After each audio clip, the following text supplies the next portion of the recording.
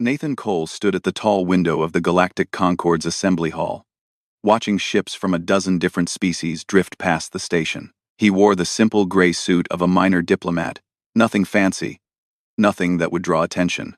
That was the point. For 300 years, humanity had worked very hard to be forgettable.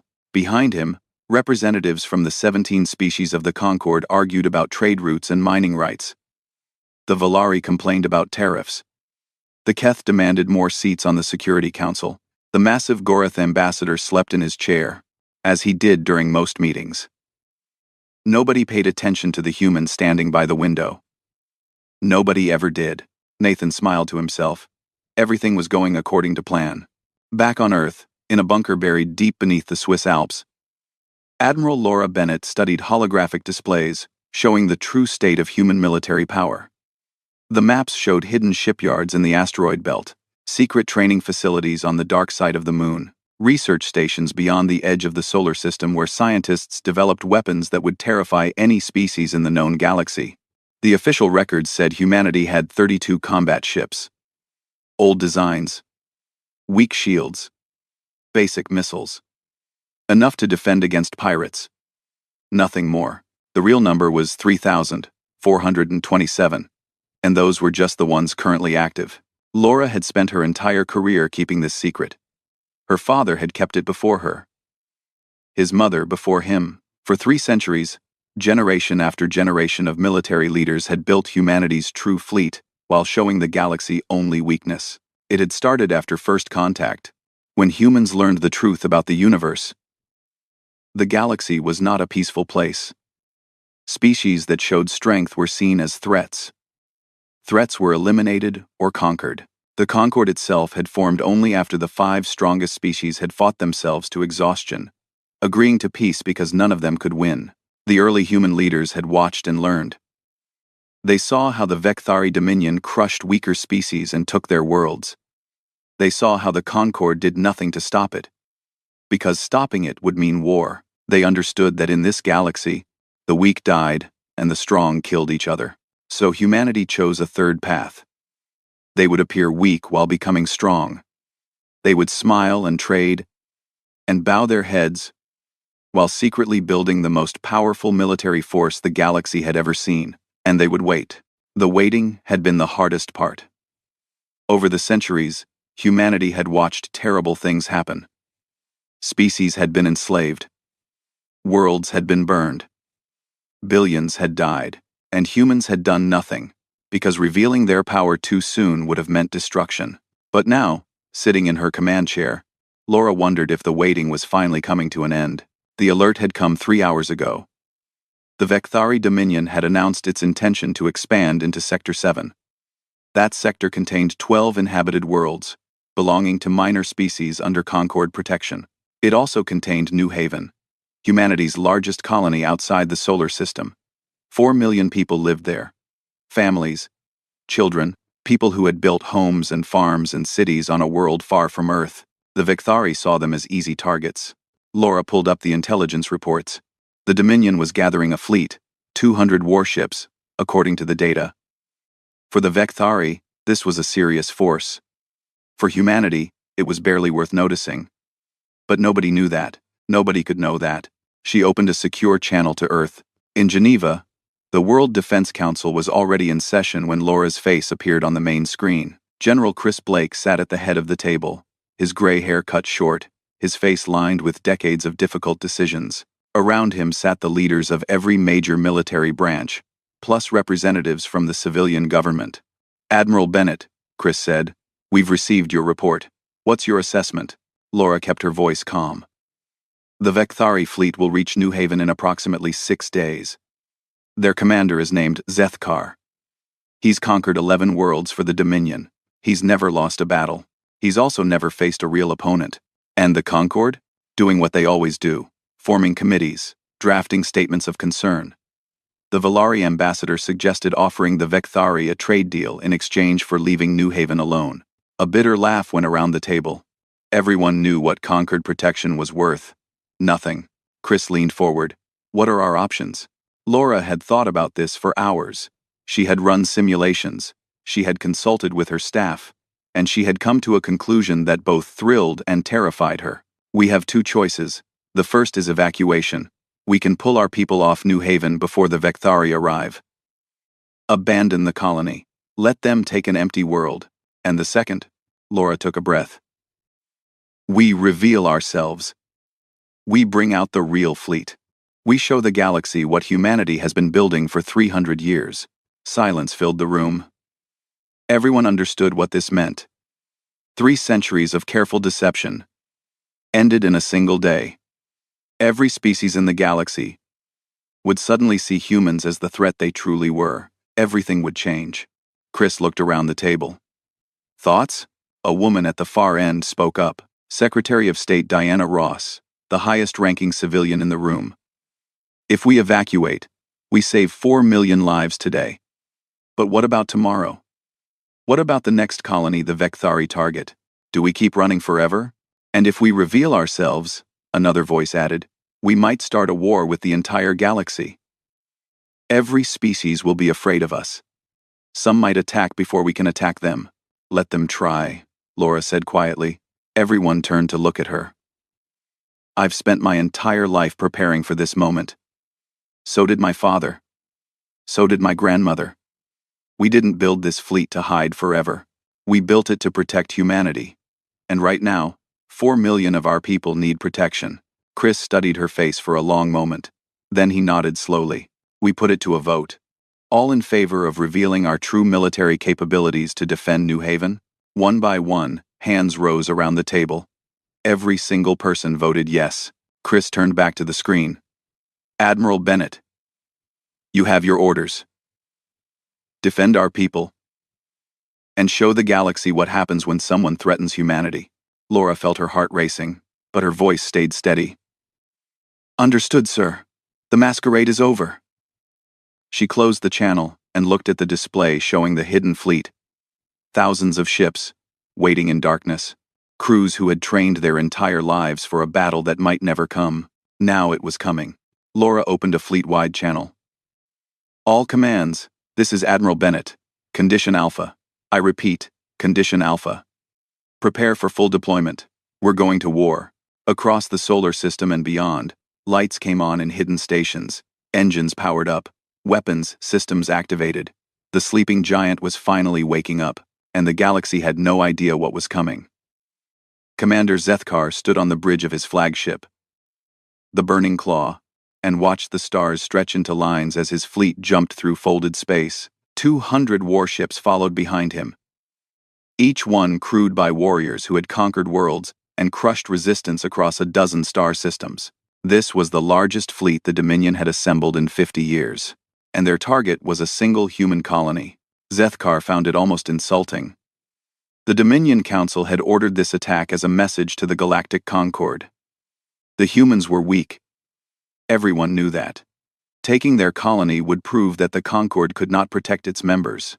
Other species would see this and understand that resistance was pointless. Still, orders were orders. Zethkar would crush the humans, claim their world, and add another victory to his record.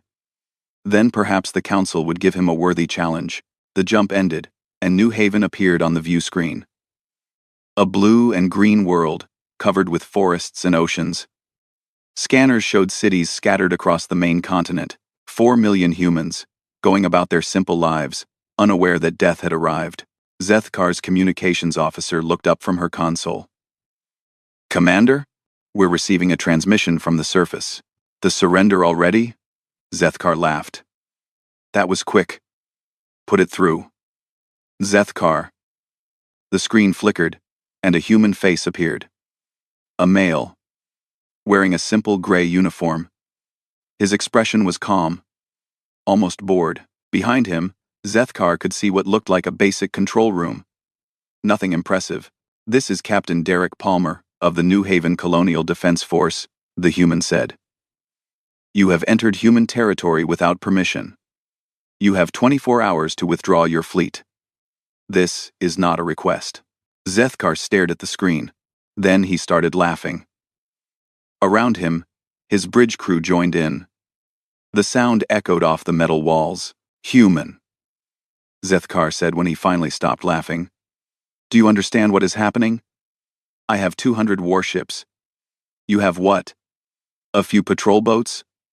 Some ground batteries? I could glass your entire world in an hour. Captain Palmer's expression didn't change. You have 24 hours. Use them wisely. The transmission ended. Zethkar shook his head in amazement. The humans were either very brave or very stupid. Probably both. He turned to his tactical officer. What do the scanners show? How many ships do they have? The officer studied his console. I'm reading 12 vessels in orbit, Commander. Small craft. Defensive weapons only. Our intelligence reports said the humans have about 30 combat ships in their entire fleet. Most of those are near their homeworld. 30 ships. Zethkar sat back in his command chair. And they think they can threaten me. Prepare the fleet for attack. We'll begin the bombardment at dawn. Local time.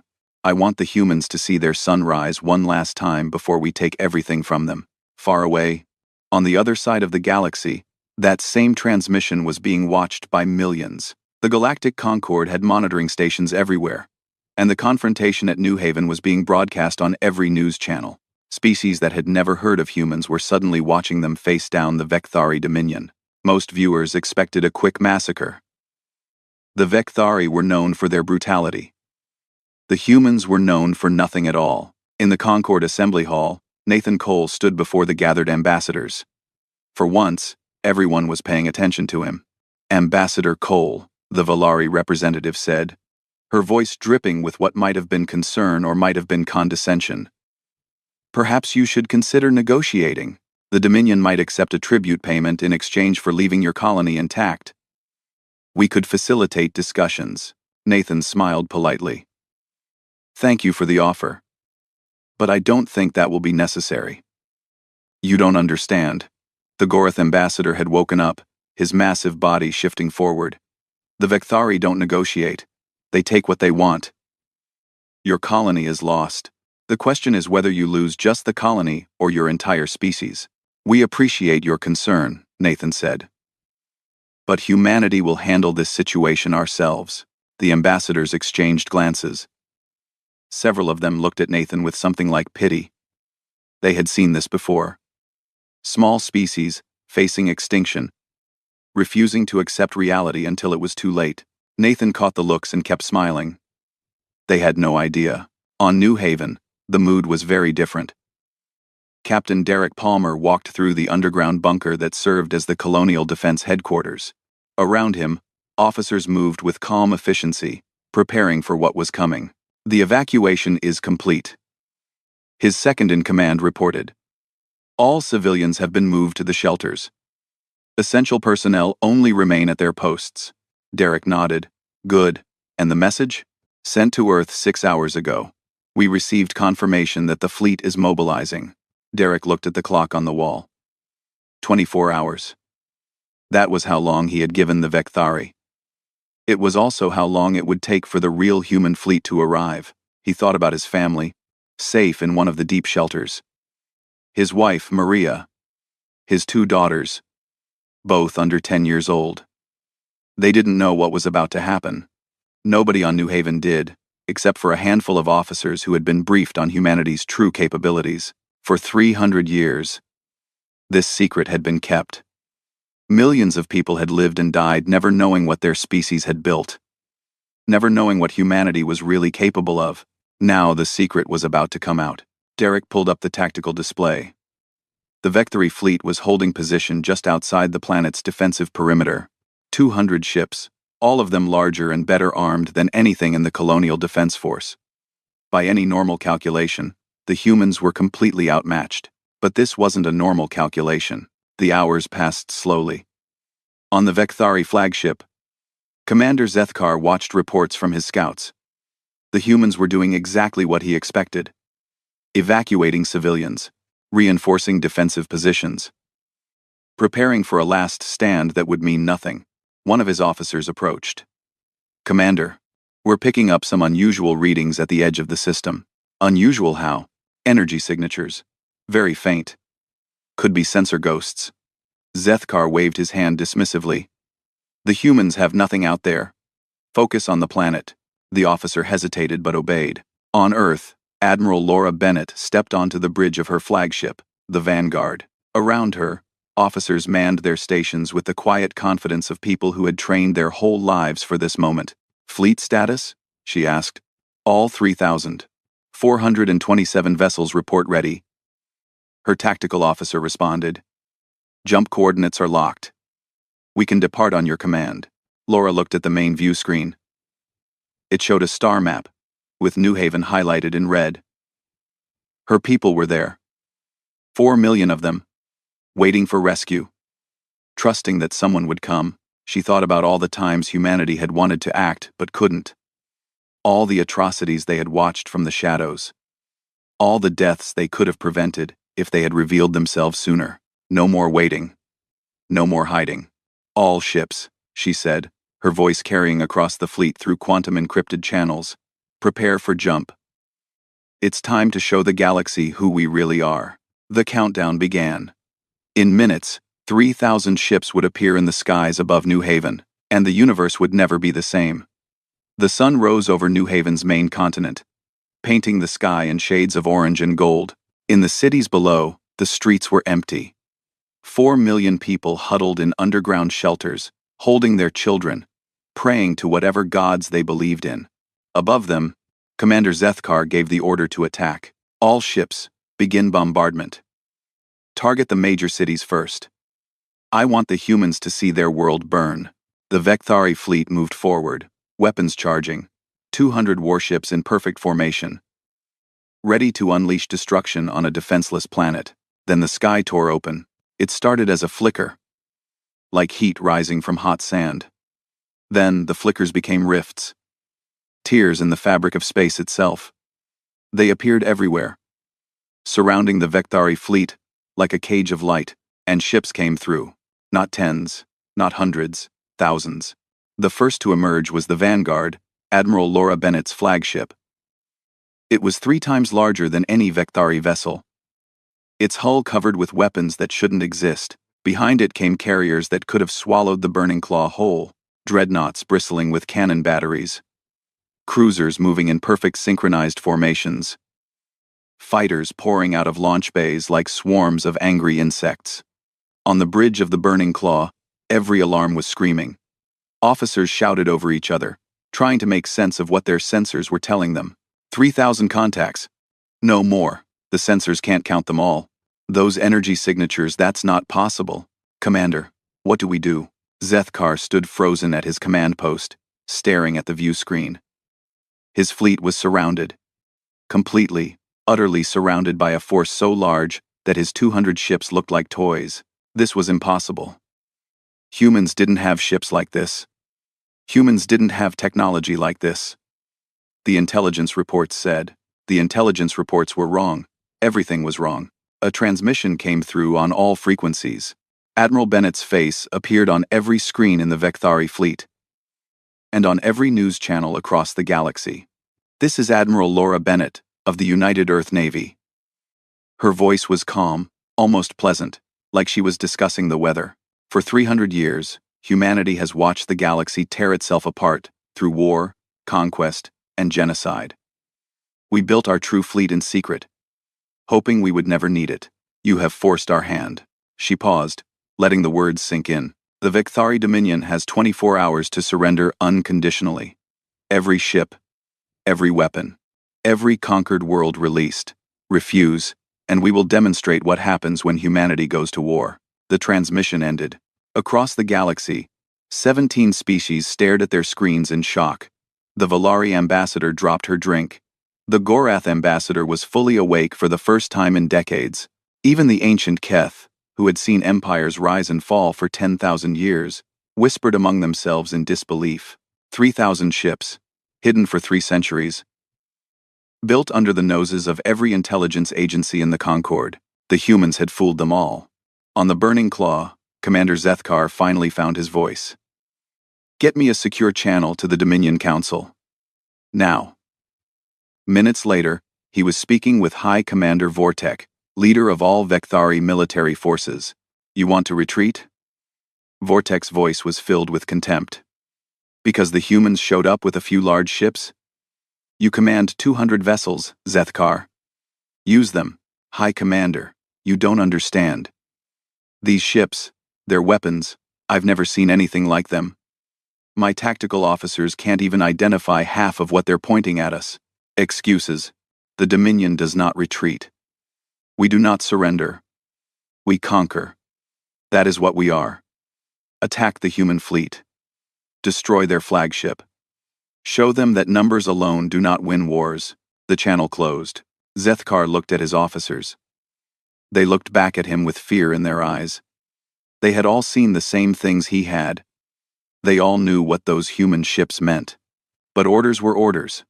The Dominion did not surrender. It was their oldest law, their deepest belief. All ships, Zethkar said, his voice hollow. Prepare to attack. On the vanguard, Admiral Bennett watched the Vekthari fleet begin to move. She felt something that might have been pity. They didn't understand. They couldn't understand. Humanity had not built this fleet through luck or accident. They had built it through 300 years of careful planning. Drawing on the combined knowledge of billions of people, they had studied every weapon ever used in galactic history. They had improved on all of them. They had invented new ones. And they had trained. Endlessly. Relentlessly. Generation after generation of soldiers who knew that one day they would face this moment.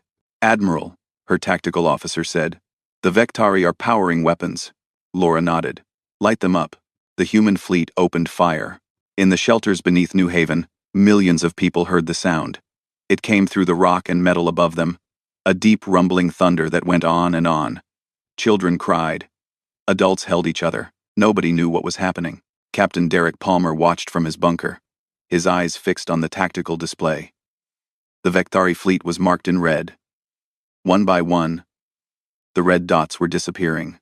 Human weapons tore through Vekthari shields like they weren't there. Gravitational lances crushed warships into balls of twisted metal. Quantum disruptors simply erased vessels from existence. Drone swarms, millions of them, swarmed over enemy ships, finding weak points, exploiting them, moving on to the next target. The Vekthari fired back, but their weapons seemed to do nothing. Human shields absorbed everything they threw. Human ships dodged and weaved with impossible precision. Guided by AI systems that could predict enemy movements before they happened. It was not a battle.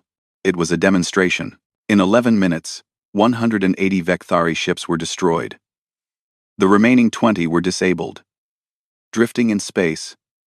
Their crews alive but helpless. The Burning Claw was among them. Commander Zethkar sat in his command chair, surrounded by darkness and silence. His ship's power was gone. His weapons were gone. Everything was gone. A human shuttle docked with his vessel.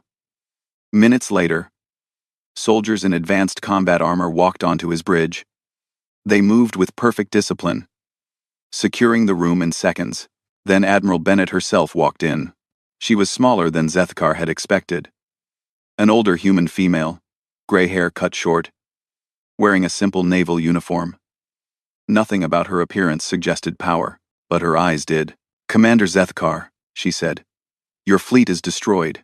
Your ship is captured. Your war is over. Zethkar wanted to say something defiant, something worthy of a Vekthari warrior. But when he opened his mouth, no words came out. He had never lost before. He had never even imagined losing. And now, he had lost everything in less time than it took to eat a meal. Laura Bennett looked at him without anger, without triumph. Only sadness. I'm going to send you home, she said. You're going to tell your Dominion Council what happened here. You're going to tell them that humanity is no longer hiding. And you're going to give them a choice. She stepped closer. Surrender everything. Free every species you've conquered. Disarm your fleet. Accept judgment for your crimes. Do this, and your people will live. And if we refuse, Laura's expression didn't change. Then we will come to you. And what happened here today will look like mercy. She turned and walked away, leaving Zethkar alone with his defeat and his fear. The galaxy had just changed forever. And the humans were only getting started. Commander Zethkar's shuttle landed on Vekthar Prime 3 days after the Battle of New Haven. He walked down the ramp on legs that still felt weak, Into the capital city he had left as a conqueror, and returned to as a broken man. The Dominion Council was waiting for him. High Commander Vortex sat at the center of the great table, flanked by the 12 senior commanders who ruled Vekthari military forces. Their faces showed no expression as Zethkar approached. "Report," Vortex said. Zethkar told them everything. The hidden fleet. The impossible weapons. The 11-minute battle that had destroyed 180 ships without a single human casualty. He spoke for an hour, describing every detail, every moment of horror. When he finished, silence filled the chamber. Then Vortex laughed. 180 ships, the High Commander said.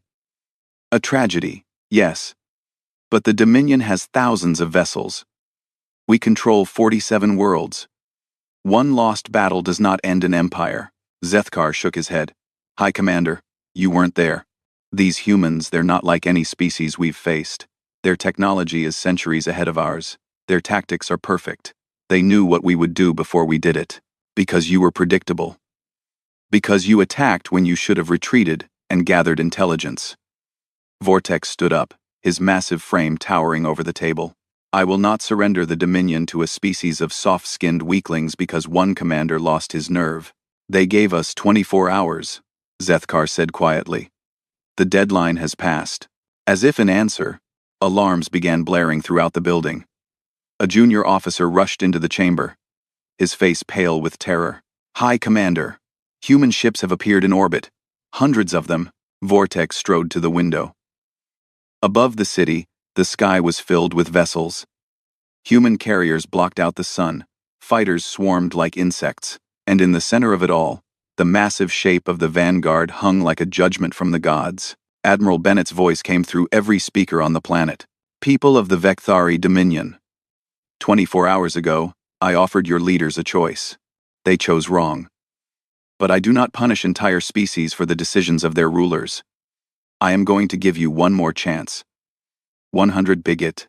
On the Vanguard, Laura stood on the bridge, watching the feeds from the surface. Billions of Vekthari were looking up at the sky, waiting to see what would happen next. Your military has oppressed you for centuries, she continued. They have sent your sons and daughters to die in pointless wars of conquest. They have told you that strength means cruelty, that power means destruction. They were wrong. She nodded to her tactical officer. I am going to demonstrate what true power looks like. From every human ship, beams of light shot down toward the surface. But they did not strike cities or civilians. They struck military installations, weapons factories, defense platforms, army bases, warship construction yards. The Vekthari military infrastructure, built over thousands of years, was systematically erased in a single afternoon. The council chamber shook as explosions rocked the capital. Through the window, Vortex watched his life's work disappear in fire and light. Shipyards that had built the fleet he commanded, training facilities where he had learned to fight. All of it, gone, but not a single civilian area was touched. Not one home. Not one school. Not one hospital. The humans were being precise, terrifyingly, impossibly precise. When the bombardment ended, Admiral Bennett spoke again. The Vekthari military no longer exists. Your warships are scrap, your weapons are dust, but your people are alive, all of them. She paused. This is how humanity fights. We do not murder civilians. We do not enslave the defeated. We destroy only what threatens us, and we spare everyone else. Remember this. Teach it to your children. On the surface, the Dominion Council sat in stunned silence. Their power was gone. Their empire was broken. And they were still alive, which somehow made it worse. Over the following weeks, the human fleet moved from world to world. Every species the Vekthari had conquered was liberated. Slave camps were opened. Prisoners were freed. Occupation forces surrendered without a fight, because there was nothing left to fight with. Lieutenant Megan Torres led one of the Marine units that handled the liberations. She had trained for years for this work, learning the languages and customs of a dozen species, preparing to bring freedom to those who had lost it. On a world called Theral, She walked into a labor camp where the Vekthari had worked prisoners to death for 50 years. The survivors were thin and scared, blinking in the sunlight as the gates opened. "Who are you?" one of them asked in a trembling voice. "We're humans," Megan said. "We're here to take you home." The former prisoner stared at her. "But humans are weak. Everyone knows that. How could you defeat the Dominion?" Megan smiled sadly. "We're not weak. We just let everyone think we were. It was easier that way." She helped the survivors onto transport ships, gave them food and medicine, and sent them back to their homeworlds. And she did this over and over, on world after world, until the last prisoner was free. Back on Earth, the World Defense Council met to discuss what came next. General Chris Blake presided over the meeting, his face tired but satisfied. "The Vekthari Dominion has been neutralized," he reported. "Their military leadership is in custody, awaiting trial. Their conquered territories have been liberated. Estimated civilian casualties from our campaign: 0. 0? Secretary of State Diana Ross raised an eyebrow. "That seems almost unbelievable." "Our targeting systems are very good," Admiral Bennett said from her seat at the table. "And we were very careful. Humanity has seen what happens when wars kill innocents. We decided a long time ago that we would do better." Diana nodded slowly. "The galaxy is watching us. Every species knows what we did, what we can do. The question is, what do we do with that power?" It was a question that had haunted humanity for 300 years. They had built the most powerful military force in galactic history. They could conquer the entire Concord if they wanted to. Nobody could stop them. But that wasn't why they had built the fleet. "We do exactly what we always planned to do," Chris said. "We protect people who can't protect themselves. We stop genocides and conquests. We show the galaxy that there's a better way to exist together." "And if other species see us as the threat now?" Diana asked. Laura Bennett spoke up. "Then we'll have to prove them wrong, not through words, but through actions. Every decision we make from now on will show the galaxy who humanity really is." She thought about the centuries of hiding, the generations of soldiers who had trained and prepared, hoping they would never have to fight, the terrible patience that had brought them to this moment. "We didn't build this fleet to conquer," she said. "We built it to protect. Now we have to live up to that promise." The council agreed. Humanity would not become the new tyrants of the galaxy. They would be something new. Something the universe had never seen before. They would be guardians. And for the first time in galactic history, the weak would have someone to defend them. 6 months had passed since the Battle of New Haven. The galaxy had changed in ways that nobody could have predicted. The Galactic Concord Assembly Hall was more crowded than it had ever been. Representatives from all 17 member species filled the main chamber, along with delegations from dozens of smaller civilizations that had never been allowed to speak here before. The freed species, the former slaves, the ones who had been invisible until humanity gave them a voice. Ambassador Nathan Cole walked to the central podium. He no longer wore the simple gray suit of a minor diplomat. Now he wore the formal uniform of Earth's senior ambassador. Dark blue with silver trim, carrying the weight of 3,000 warships and the trust of billions. The hall fell silent as he began to speak. "Distinguished representatives," Nathan said, 6 months ago, humanity revealed a secret we had kept for 300 years. Many of you felt afraid. Some of you still do. I understand that fear. We have power that no species in this galaxy has ever possessed." He looked around the chamber, meeting eyes from a dozen different species. "But power alone does not define who we are. Actions do. In the past 6 months, humanity has liberated 47 worlds. We have freed over 2 billion beings from slavery and oppression. We have put war criminals on trial. And we have not claimed a single planet, not demanded a single credit, not taken any revenge." A murmur ran through the crowd. It was true, all of it. The humans had done everything they promised and nothing more. They had used their terrifying power only to heal, not to harm. "We hid because we wanted peace," Nathan continued. "We built weapons because peace must be defended. We revealed ourselves because innocents were dying and no one else would act." He paused, letting the words hang in the air. "We have no interest in empire. We have no desire to rule. But understand this clearly. Humanity will never again tolerate genocide, conquest, or the enslavement of any species. The galaxy has a protector now, whether it wanted one or not. In the gallery above the main floor, Captain Katie Sullivan watched the speech. She was the youngest officer on Admiral Bennett's staff, just 28 years old. Born after the secret fleet was already built, she had grown up believing that humanity was weak, that they survived only through luck and diplomacy. Now, she knew the truth. Her parents had known. Her grandparents had known. Generation after generation had kept the secret, preparing for a day that might never come. It had come. And Katie was part of what happened next. Admiral Laura Bennett sat beside her in the gallery, watching her old friend Nathan deliver the speech they had written together. After decades of pretending to be nothing, Nathan was finally showing the galaxy who he really was. A brilliant strategist, a careful diplomat, the man who had fooled 17 species for 30 years. "What are you thinking?" Katie asked quietly. Laura considered the question. "I'm thinking about all the people who didn't live to see this day. My father, his mother, all the admirals who commanded the secret fleet before me.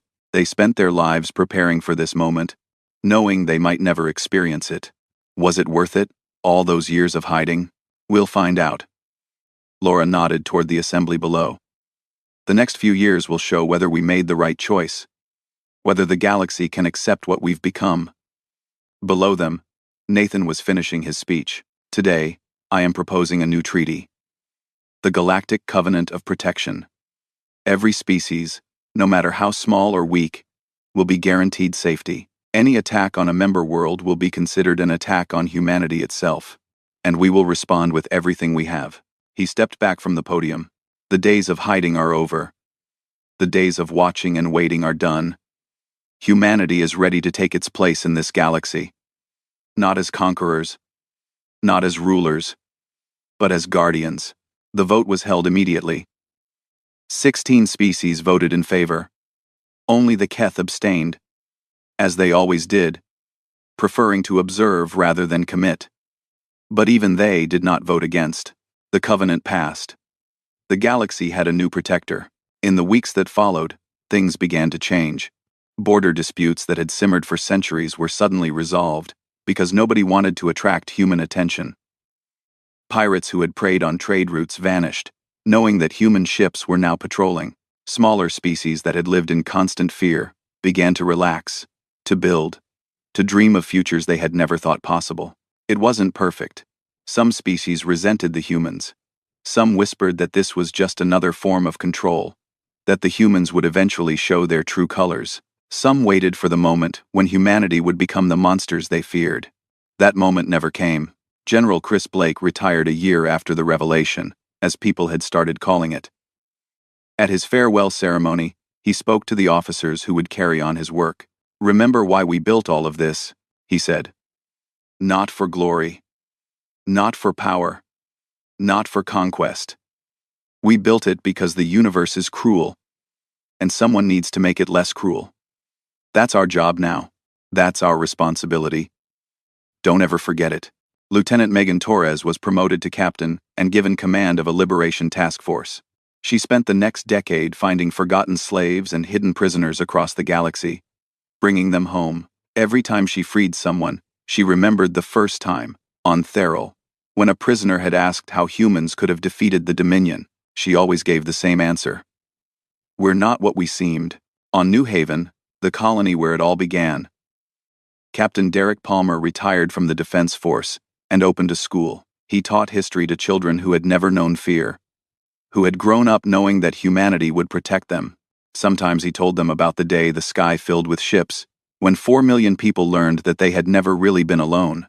And on Earth, in the bunker beneath the Swiss Alps that had once commanded the secret fleet, Admiral Laura Bennett finally stood down. Her successor, a young officer she had trained personally, took the command chair and prepared to continue the mission. Before she left, Laura looked around the room one last time. The displays showed the entire galaxy, with human ships marked in blue. Thousands of them, spread across 1,000 star systems, watching and waiting. "Take care of them," she said quietly. Take care of everyone. She walked out into the sunlight for the first time in what felt like forever. The war was over. The secret was out. Humanity had taken its place among the stars. It had taken 300 years of patience, sacrifice, and preparation. Millions of people had dedicated their lives to a cause they never saw completed. But in the end, it had worked. The galaxy had learned the truth about humanity. They were not weak. They were not harmless. They were the most dangerous species the universe had ever seen. But they were also the most merciful, and that made all the difference. In the vast darkness of space, ships with human crews patrolled the borders between civilizations. They watched for threats. They protected the helpless. They kept the peace. The galaxy finally understood what it meant when humanity went to war. It meant that the war was already over, and humanity had won before the first shot was fired. Because that was what 300 years of preparation looked like. That was what happened when humans decided to fight. The galaxy would never forget.